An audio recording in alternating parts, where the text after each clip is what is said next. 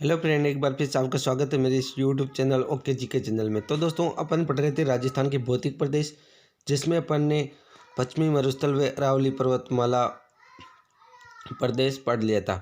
अपने चल रहा था दोस्तों पूर्वी मैदान, जिसमें अपन ने पहला जो पूर्वी मैदान है उसमें माही मैदान पढ़ लिया था। आज अपन पढ़ेंगे बनास व बाणगंगा मैदान, यानी कि जो दोस्तों पूर्वी मैदान है उसको भी फिर 3 भागों में बांटा गया है, जिसमें अपन ने माही मैदान पढ़ लिया। अब अपन शुरू करते हैं बनास व बाणगंगा मैदान। ठीक है दोस्तों, तो शुरू करते हैं वीडियो को। अगर दोस्तों आप चैनल पर पहली बार हो तो चैनल को सब्सक्राइब करें और वीडियो पसंद आए तो वीडियो को लाइक एंड शेयर जरूर करें। ठीक है दोस्तों, बनास 2 भागों में बटा हुआ है। क्या दोस्तों, जो बनास व बाणगंगा जो मैदान है दोस्तों, इसे भी कितने भागों में बांटा गया है दोस्तों?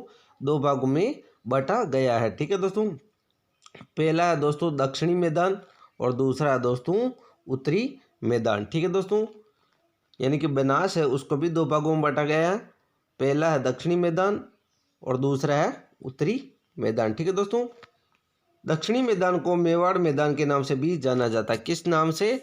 मेवाड़ मैदान के नाम से भी जाना जाता है, क्योंकि जो दक्षिणी मैदान है दोस्तों उसमें 3 जिले आते हैं, राजसमंद, भीलवाड़ा व चित्तौड़। और ये तीनों जिले किस में आते हैं? मेवाड़ में आते हैं।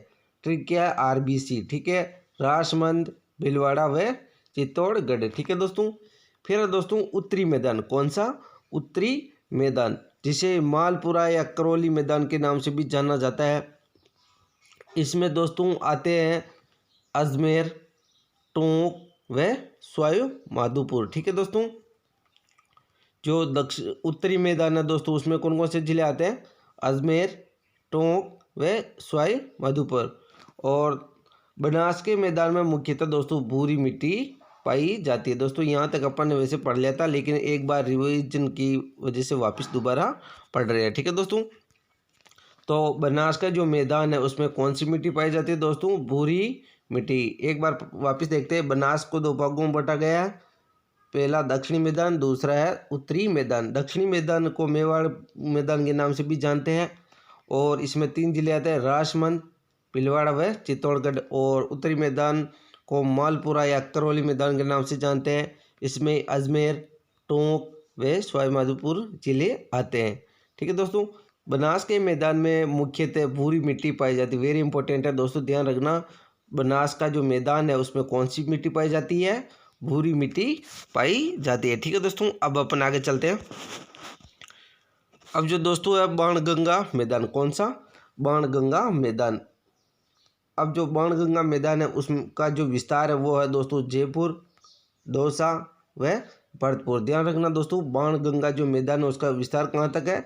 जयपुर, दौसा व भरतपुर। इन तीनों जिलों में बाणगंगा मैदान का विस्तार है। ठीक है दोस्तों, जो बाणगंगा मैदान है दोस्तों उसमें मिट्टी पाई जाती है जलोढ़ मिट्टी। कौन सी मिट्टी पाई जाती है दोस्तों?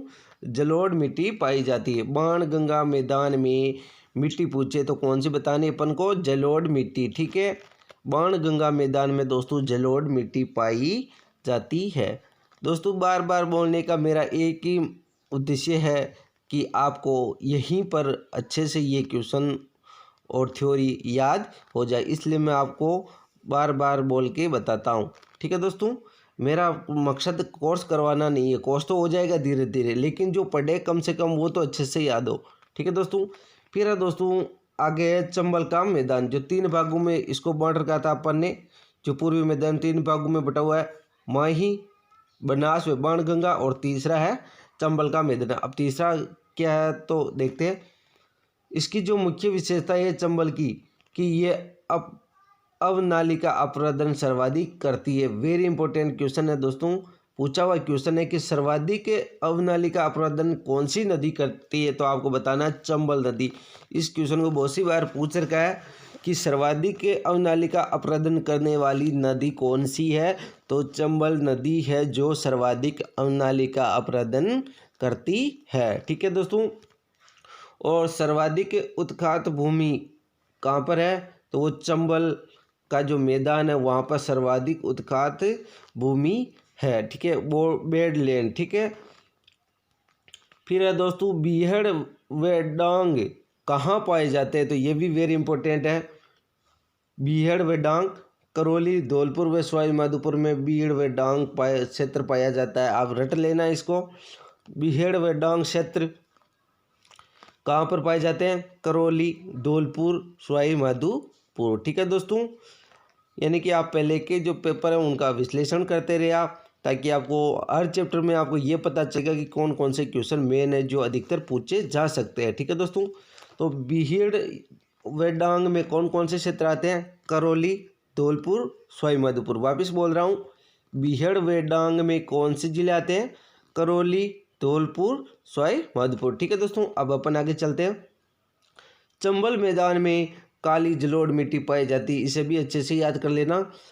चंबल मैदान में कौन सी मिट्टी पाई जाती है? काली जलोढ़ मिट्टी सर्वाधिक पाई जाती है। वापस बोल रहा हूँ, चंबल मैदान में कौन सी मिट्टी पाई जाती है दोस्तों? काली जलोढ़ मिट्टी सर्वाधिक पाई जाती है। पूर्वी मैदान में जनसंख्या घनत्व अधिक पाया जाता है क्योंकि यहाँ सर्वाधिक उपजाऊ जलोढ़ मिट्टी का विस्तार है। ठीक है दोस्तों, तो ये भी पूछ सकते हैं आपसे कि किस मैदान का जनसंख्या घनत्व सर्वाधिक पाया जाता है, तो वो है पूर्वी मैदान। पूर्वी मैदान भाग का जनसंख्या घनत्व अधिक पाया जाता है क्योंकि यहाँ सर्वाधिक उपजाऊ जलोढ़ मिट्टी पाई जाती है। तो ये भी पूछ सकते हैं आपसे कि सर्वाधिक उपजाऊ जलोढ़ मिट्टी कहाँ पाई जाती है, तो पूर्वी मैदान में। और काली जलोढ़ मिट्टी कहाँ पाई जाती है? पूर्वी मैदान में। और ये काली जो जलोढ़ मिट्टी है ये दोस्तों बहुत ही उपजाऊ मिट्टी है, इसलिए यहाँ क्या है कि जनसंख्या ज़्यादा निवास करती है। ठीक है दोस्तों, फिर है दोस्तों जो दिशा के अनुसार राजस्थान के जो मैदानी भाग है वो इस तरह है। गगर का जो मैदान है दोस्तों ये उत्तरी दिशा में स्थित है, एन। ठीक है दोस्तों, ये उत्तर दिशा हो गई। और जो चंबल का जो मैदान है वो दोस्तों वो पूर्वी दिशा में स्थित है। और माही मैदान दोस्तों ये दक्षिण में स्थित है। ठीक है दोस्तों, और जो लूनी मैदान है दोस्तों ये है पश्चिम में स्थित है। ठीक है दोस्तों, ध्यान रखना। अब अपन आगे चलते हैं। अब है दोस्तों दक्षिणी पूर्वी पठार या हाड़ौती का पठार। ठीक है, यहाँ थोड़ा दोस्तों जो अपना चौथा पार्ट है वो कौन सा है? हाड़ौती का पठार। ठीक है दोस्तों, दक्षिणी पूर्वी व हाड़ौती का पठार। ठीक है, अब अपन देखते हैं दोस्तों जो हाड़ौती का पठार है उसका निर्माण कैसे हुआ। ठीक है, तो दोस्तों जो हाड़ौती का पठार है या दक्षिणी पूर्वी पठार है उसका निर्माण दोस्तों ज्वालामुखी के बेसाल्ट लावे से हुआ है। वेरी इंपॉर्टेंट है, दक्षिणी पूर्वी पठार का निर्माण कैसे हुआ दोस्तों? ज्वालामुखी के बेसाल्ट लावे से। किससे? ज्वालामुखी के बेसाल्ट लावे से दक्षिणी पूर्वी पठार या हाड़ौती के पठार का निर्माण हुआ है। ठीक है दोस्तों, इसमें पाई जाने वाली मिट्टी ये काली एवं रेगुर मिट्टी है। कौन सी है दोस्तों? काली एवं रेगुर मिट्टी है। ठीक है दोस्तों, फिर दोस्तों अध्ययन की दृष्टि से देखें तो हाड़ौती को अध्ययन की दृष्टि से दो मुख्य व तीन गौण भागों में बांटा गया है। जो हाड़ौती का जो पठार है अध्ययन की दृष्टि से मुख्य रूप से दो भागों में व गौण रूप से तीन भागों में विभाजित किया गया है। ठीक है दोस्तों, वापस देखते हैं। दक्षिणी पूर्वी पठार या हाड़ौती का पठार, इसका निर्माण किससे हुआ है? ज्वालामुखी के बेसाल्ट लावे से। ठीक है दोस्तों, मिट्टी पूछे तो काली व रेगुर मिट्टी पाई जाती है। अध्ययन की दृष्टि से देखें तो हाड़ौती का जो पठार है उससे दो मुख्य भागों में तथा तीन गौण भागों में बांटा गया है। ठीक है दोस्तों, अब एक कुछ चीज़ें और देख लेते हैं। ट्रांस और जो वृहत हिमालय है उसके मध्य सिंधु सांगपो नदी बहती है। ठीक है दोस्तों, और जो वृहत व लघु हिमालय है उसे मेन सेंट्रल ट्रेंच कहते हैं। और लघु व शिवालिक हिमालय है उसके बीच में मेन बाउंड्री फॉल्ट पाया जाता है। और शिवालिक व उत्तरी विशाल मैदान है वहाँ पर हिमालय फ्रंट फॉल्ट पाया जाता है। ठीक है दोस्तों, ये बाढ़ से संबंधित है। अब अपन देखते हैं दोस्तों कि अध्ययन की दृष्टि से जो आड़ोती को दो भागों में बांटा गया है दोस्तों, वो मुख्य दो भाग है और तीन गौण भाग है। ठीक है दोस्तों, आड़ोती के मुख्य दो भाग कौन कौन से? तो पहला दोस्तों दक्कन लावा पठार, कौन सा? दक्कन लावा पठार। और दूसरा है दोस्तों विंध्यन कगार, कौन सा? विंध्यन कगार। ठीक है, अब दोस्तों अपन देखते हैं जो पहला है दक्कन लावा पठार और दूसरा है विंध्यन कगार पठार। ये किस में पाए जाते हैं? ये आड़ोती के पठार में पाए जाते हैं। दो मुख्य भाग है। ठीक है दोस्तों जो महान सीमांत भ्रंश है इसका विस्तार दोस्तों वो चित्तौड़, भीलवाड़ा, बूंदी व डांग क्षेत्र में पाया जाता है। किसका? जो महान GBF ग्रेट बाउंड्री फॉल्ट यानी महान सीमांत भ्रंश बोलते हैं इसे, इसका विस्तार कहाँ पाया जाता है? चित्तौड़, भीलवाड़ा, बूंदी व डांग क्षेत्र में इसका विस्तार पाया जाता है। ठीक है दोस्तों, अब इसको अपन विस्तार से देखते हैं। GBF ग्रेट बाउंड्री फॉल्ट, ठीक है दोस्तों, जिसे बोलते हैं महान सीमांत भ्रंश। यह भ्रंश है जो अरावली व हाड़ौती के मध्य स्थित है। क्या दोस्तों? GBF क्या है? महान सीमांत भ्रंश है जो अरावली पर्वतमाला, जो ये अरावली, ये वाली अरावली पर्वतमाला व ये जो ये हाड़ौती का पठार है दोस्तों, ये इसके मध्य यह स्थित है, जिसका विस्तार है चित्तौड़गढ़, भीलवाड़ा, बूंदी व डांग क्षेत्र। ठीक है दोस्तों, अब देखते हैं विस्तार से कि चित्तौड़, भीलवाड़ा, बूंदी, सवाई माधोपुर, करौली व धौलपुर जिले में यह स्थित है। क्या? महान सीमा प्रांत, जिसे GBF भी कहते हैं। ठीक है दोस्तों, अब अपन चलते हैं दोस्तों दक्कन लावा पठार की ओर। ठीक है दोस्तों, जो हाड़ौती का पठार है उसका जो पहला भाग है वो दक्कन लावा पठार। विस्तार पूछे तो मालवा प्रदेश, मालवा प्रदेश यानी किसे कहते हैं? प्रतापगढ़ व झालावाड़ के मध्य का क्षेत्र है वो मालवा प्रदेश के नाम से जाना जाता है। वापस देखते हैं, जो हाड़ौती का पठार है दक्षिणी पूर्वी पठार, उसके दो भाग थे, दक्कन का पठार व विंध्यन कंगार भूमि। ठीक है दोस्तों, जिसमें जो दक्कन का पठार है उसका विस्तार मालवा प्रदेश है और मालवा प्रदेश में क्या आता है? प्रतापगढ़ व झालावाड़ के बीच का क्षेत्र क्या कहलाता है दोस्तों? मालवा प्रदेश कहलाता है। और फिर इसमें आता है ऊपरमाल, ऊपरमाल में आता है चित्तौड़गढ़ का भैंसरोडगढ़ और भीलवाड़ा का बिजोलिया के जो मध्य का क्षेत्र है उसे अपन ऊपरमाल के नाम से जानते हैं। वेरी इंपॉर्टेंट दोस्तों, ऊपरमाल का क्षेत्र कहाँ से कहाँ तक आता है? चित्तौड़ के भैंसरोडगढ़ से भीलवाड़ा के बिजोलिया के जो मध्य भाग है उसे अपन दोस्तों क्या बोलते हैं? ऊपरमाल बोलते हैं। जैसे दोस्तों ये भैंसरोडगढ़ है ना, और यह बिजोलिया दोस्तों भीलवाड़ा बिजोलिया ना, और यह है भैंसरोडगढ़। ठीक है दोस्तों, तो इसके मध्य का जो क्षेत्र है दोस्तों इसे अपन क्या बोलते हैं दोस्तों? ऊपरमाल के नाम से जानते हैं। ठीक है, वापस देखते हैं दक्कन लावा पठार। विस्तार पूछे तो मालवा प्रदेश, प्रतापगढ़ व झालावाड़ के मध्य के क्षेत्र को मालवा प्रदेश के नाम से जानते हैं। ऊपरमाल पूछे तो ऊपरमाल है दोस्तों चित्तौड़ के भैंसरोडगढ़ से लेकर भीलवाड़ा के बिजोलिया के मध्य का जो क्षेत्र है ये वाला, इसे बोलते हैं ऊपरमाल। ठीक है दोस्तों, अब अपन आगे चलते हैं विंध्यन कगार भूमि। ठीक है, विंध्यन कगार भूमि का जो विस्तार पूछे तो हाड़ौती क्षेत्र है दोस्तों, जिसमें हाड़ौती क्षेत्र में आते हैं कोटा, बूंदी, बारा, झालावाड़। ये किस में आते हैं दोस्तों? विंध्यन कगार भूमि में। ठीक है, क्योंकि ये विंध्यन का जो पठार है उसका पार्ट है या अंश है। और जो डांग क्षेत्र है उसमें आता है करौली, धौलपुर, सवाई माधोपुर। वेरी इंपॉर्टेंट है ये। डांग क्षेत्र में आने वाले क्षेत्र कौन कौन से हैं? करौली, धौलपुर, सवाई माधोपुर। कौन कौन से डांग में आने वाले क्षेत्र? करौली, धौलपुर, सवाई माधोपुर। अब दोस्तों विंध्यन कगार में पाई जाने वाली चट्टानें दोस्तों वो है sandstone, limestone, redstone, Kota stone व हीरा।